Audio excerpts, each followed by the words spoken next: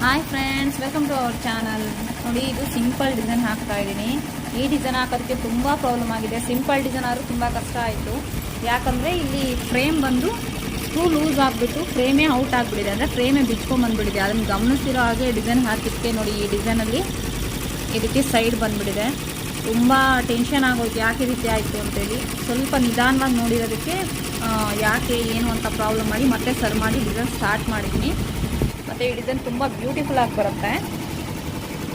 ಮತ್ತು ನೀವು ಅಷ್ಟೇ, ಅಂದರೆ ಯಾರಾದರೂ ಕಂಪ್ಯೂಟರ್ ಎಂಬ್ರಾಯ್ಡ್ರಿ ಮಿಷಿನ್ ವರ್ಕ್ ಮಾಡ್ತಾ ಇರೋರು ಒಂದಕ್ಕೆ ಎರಡು ಸಲ ಫ್ರೇಮ್ನ ಚೆಕ್ ಮಾಡ್ಕೊಳ್ಳಿ. ಚೆಕ್ ಮಾಡಿಕೊಂಡು ಫ್ರೇಮೆಲ್ಲ ಕರೆಕ್ಟಾಗಿದೆಯಾ, ಸ್ಕ್ರೂಸ್ ಎಲ್ಲ ಕರೆಕ್ಟಾಗಿದೆಯಾ ಅಂತೇಳಿ ಮಾಡ್ಕೊಳ್ಳಿ. ಮತ್ತು ಡಿಸೈನು ಅಷ್ಟೇ, ಆಲ್ಮೋಸ್ಟ್ ಫಸ್ಟು ಡಿಸೈನಲ್ಲಿ ನಾವು ಚೆಕ್ ಮಾಡ್ಕೋಬೇಕು.